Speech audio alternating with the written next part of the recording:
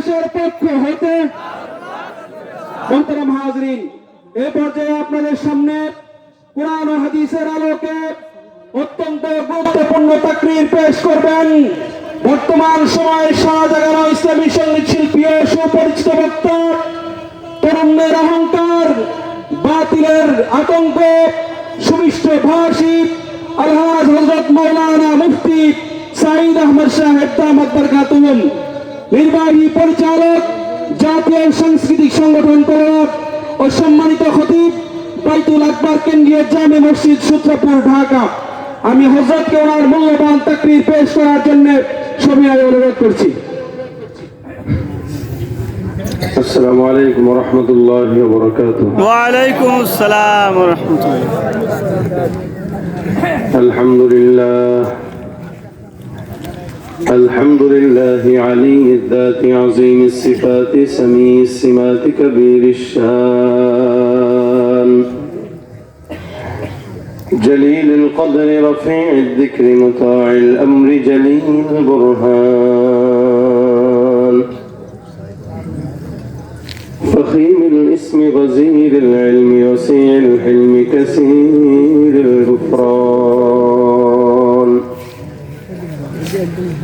ونشهد أن لا إله إلا الله وحده لا شريك له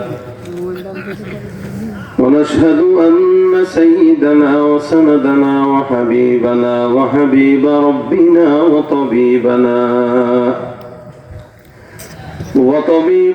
وطبيب قلوبنا ومولانا محمدا عبده ورسوله صلى الله عليه وعلى آله وأصحابه وبارك وسلم تسليما كثيرا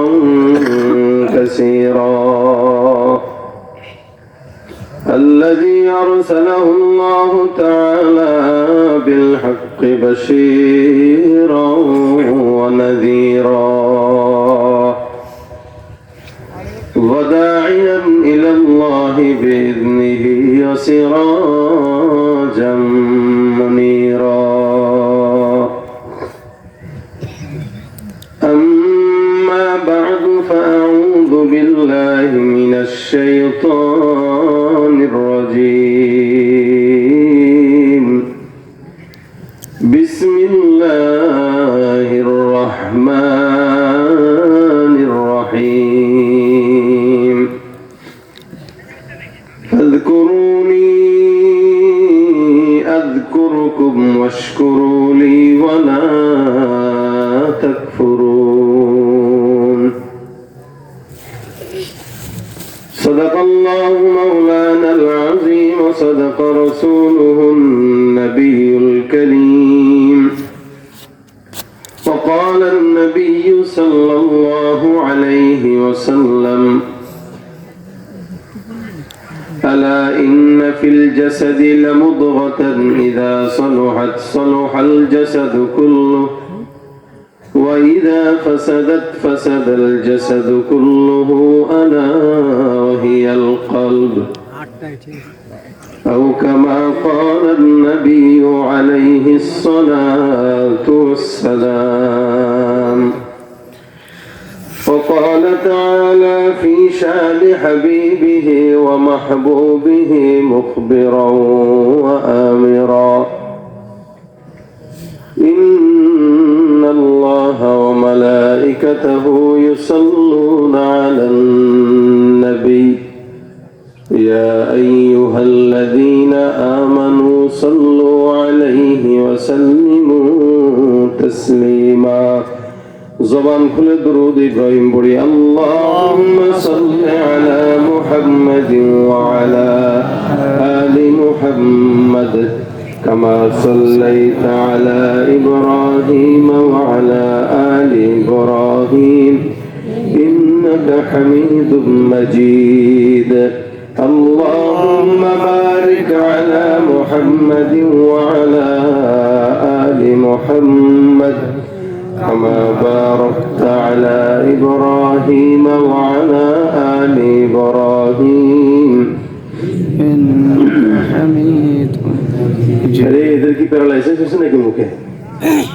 কি দরুদ পড়লে সব না গুনাহ আপনাদের এলাকায় সব এইভাবে বসে রয়েছেন রাসূল যারা দুরূদ কেউ পড়লো সাথে পড়লো না রাসূলের নাম শুনলো দুরূদ পড়লো না তাদের জন্য রাসূল বদদোয়া করেছেন জিবরাইল ফেরেশতা বদদোয়া করেছেন আপনারা আসছেন ইখলাসের জন্য ইসলামের জন্য অথচ এই ইসলাম নিয়ে যাবেন দুরূদ শরীফ করেন اللهم صل على محمد وعلى آل محمد كما صليت على إبراهيم وعلى آل إبراهيم إنك حميد مجيد اللهم بارك على محمد وعلى آل محمد كما باركت على إبراهيم وعلى آل إبراهيم إنك حميد مجيد لا إله إلا الله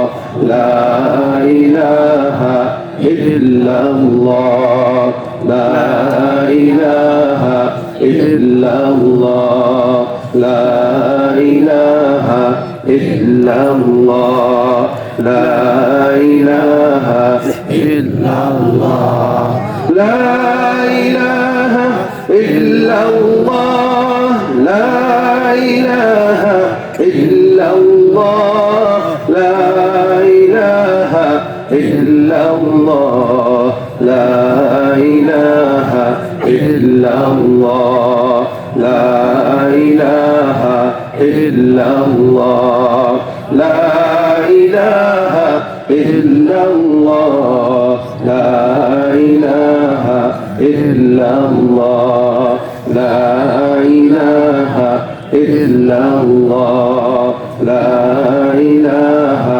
إلا الله لا إله إلا الله محمد رسول الله صلى الله عليه وسلم سبحانك لا علم لنا إلا ما علمتنا إنك أنت العليم الحكيم رب اشرح لي صدري ويسر لي أمري واحلل عقدة من لساني يفقه قولي أستغفر الله ربي من كل ذنب وأتوب إليه لا حول ولا قوة إلا بالله العلي العظيم الحمد لله যোগিয়া কারিমিয়া মাদ্রাসা ও এতিমখানার উদ্যোগে আয়োজিত 13তম বার্ষিক ওয়াজ মাহফিল ও হালকা জিকিরের আজকের সম্মানিত সভাপতি আলহাজ মোহাম্মদ জান্নাতুল ইসলাম সাহেব, প্রধান অতিথি তারুণ্যের অহংকার মুফতি হেদায়েতুল্লাহ আজাদী সাহেব সহ দিন প্রিয় ইসলাম প্রিয় ভাইরা, পর্দার আড়ালে অবস্থানরত মা ও বোনেরা, আল্লাহ পাক রব্বুল আলামিনের দরবারে লাখো কোটি শুকরিয়া যে রব্বে করিম আপনাকে আমাকে ইমানি মুযাকারায় শামিল হওয়ার তৌফিক দান করেছেন। জবান খুলে কালিমাতুশ শুকর আদায় করে সকলে বলি আলহামদুলিল্লাহ। আলহামদুলিল্লাহ। আপনারা সকলে ভাত টাত খেয়ে আসছেন? দুই চারজন বলছে, বাকিরা খায় নাই। সবাই খাইছেন? অনেকে খাইছেন, অনেকে খান নাই। দিন ছোট, সারাদিনে এখন একবেলা খাইলেও চলে। আমি গতকাল দুপুর 2:30টার দিকে খেয়েছি, আর আজকে বাড়ি এসে, আমার বাড়ি তো মাগুরায়, এই মাহফিলের উদ্দেশ্যে গতকালের মাহফিল শেষ করে আবার বাড়ি চলে আসছি। এসে আজকে দুপুরে আবার মায়ের হাতে দুপুরে খানা খাইছি, মানে 24 ঘন্টায় একবার। এরপরেও মনে হয় না যে ক্ষুধা লাগছে, কারণ দিন ছোট, একদমই ছোট দিন। এর ভিতরে দুপুরে খাইলে খাওয়া শেষ করতে করতে দেখেন আসরের টাইম হয়ে গেছে। আসর হয়েছে মানে মাগরিব হয়ে গেছে, মাগরিবের পর তো এসে এমনি চলে আসে। আলহামদুলিল্লাহ, যেহেতু ক্ষুধা তেমন বেশি নাই, অনেকে খাইছেন অনেকে খান নাই। পেটে ক্ষুধা থাকতে পারে, কিন্তু মাহফিলে আওয়াজে যদি ক্ষুধা থাকে তাহলে ওয়াজ হবে না। ঠিকঠাক ক্ষুধা লেগে রয়েছে। পেট ভরাওয়ালা ক্ষুধার একটা ঠিক দেন, পেট ভরাওয়ালা ঠিক দেন। প্রত্যেকটা জিনিসের তো একটা সৌন্দর্য আছে। মাহফিলে বসলেন, আসলেন, বাইরের মানুষগুলো যদি নাই বুঝলো যে আপনারা এখানে আছেন, ওরা কেমনে আসবে এখানে? আর যেই পরিমাণে মেলা বসাইছেন, সুবহানাল্লাহ, সব আছে এখানে, সব তো মেলায় বসে রয়েছে। তা আপনাদের আওয়াজ শোনার পরে না বুঝবে যেন ওখানে কোনো একটা কিছু ঘটতেছে, ঠিক না? এই জন্য জবান এমন ভাবে খুলবেন, ওয়াজও হবে, আওয়াজও হবে। যদি আওয়াজ হয় তাহলে ওয়াজ হবে, আওয়াজ নাই তো ওয়াজও কম হবে। এখন আওয়াজ দিয়ে শেষ পর্যন্ত থাকবে ইনশাআল্লাহ। জবান খুলে ইনশাআল্লাহ। কার জন্য আওয়াজ দিবেন? আল্লাহ। নির্বাচন তো এখনো হয় নাই, হয়েছে নি এরিয়ায়? হয় নাই।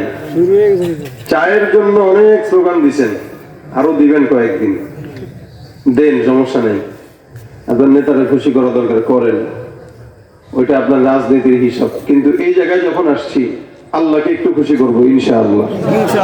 আল্লাহকে খুশি করতে গেলে আওয়াজ খুলতে হবে। এই জন্য আল্লাহ পাক রব্বুল আলামিন আমার তেলাওয়াতকৃত আয়াতের ভিতরে বলেন, ফাযকুরুনি আযকুরুকুম। আচ্ছা, আমরা আল্লাহ পাকের বান্দা, আমাদের কিছু কাজ আছে না নাই? আছে। আবার আল্লাহ যে আমাদের মালিক, আল্লাহরও কিছু কাজ আছে না নাই? আছে। আছে। আল্লাহর কাজ হলো, যদি আল্লাহ পাক রব্বুল আলামিন মনে হয় যে আল্লাহর কোনো কাজ নাই, এমনি বসা না, গোটা দুনিয়াদারি কেমনে চলতেছে পর্যবেক্ষণ জন্য আল্লাহ পাক রব্বুল আলামিন নিজেই সবকিছু করেন। আমরা যেহেতু বান্দা হিসেবে আল্লাহ পাকের গোলামি করব, এটা আমাদের কাজ। মালিক হিসেবে আল্লাহ পাক রব্বুল আলামিন আমাদেরও কিছু সহযোগিতা করবে, আমাদের কথাও শুনবে, এটাও আল্লাহ পাক রব্বুল আলামিনের কাজ। শুধু আমরাই করব আর আল্লাহ পাক রব্বুল আলামিন করবে না, এটা হতে পারে না। দিনের তাগাদা হইল আমরা আল্লাহ পাকের গোলামি করব আর আল্লাহ পাক স্বয়ং আমাদের গোলামি করবে। সুবহানাল্লাহ, সুবহানাল্লাহ। অনেকে মনে করবেন আল্লাহ আবার কেমনে বান্দার গোলামি করে? আমরাই না আল্লাহর গোলাম। উদাহরণ দিলে বুঝবেন। অনেক সময় সন্তানদেরকে আমরা মহব্বত করে কি বলি? কি বলি? হ্যাঁ, জোরে বলেন। আব্বা। আপনারা বিয়ে করেন নাই মনে হয়? সন্তান নাই মনে হয় নাকি? আমার তো দুইটা আছে, নাম ধরে ডাকি না। আমার আমার ছেলের নাম কি বলেন? জানেন কেউ? হ্যাঁ, তো মাশাআল্লাহ। কি নাম? মোহাম্মদ। কেন রাখছি? রাসূল কারীম সাল্লাল্লাহু আলাইহি ওয়াসাল্লাম বলেন, তোমাদের কারো ঘরে যদি তিনটা দুইটা মোহাম্মদ নামে কেউ থাকে, ওই ঘরে আল্লাহ পাক রহমত আর বরকত দান করেন। সুবহানাল্লাহ। এই কারণে ছেলের নাম মোহাম্মদ আছে। তো আমি আমার ছেলেকে কি বলি? বলে আব্বু, বাবা। আসলে বাবাকে আমি না, সে হ্যাঁ আমি।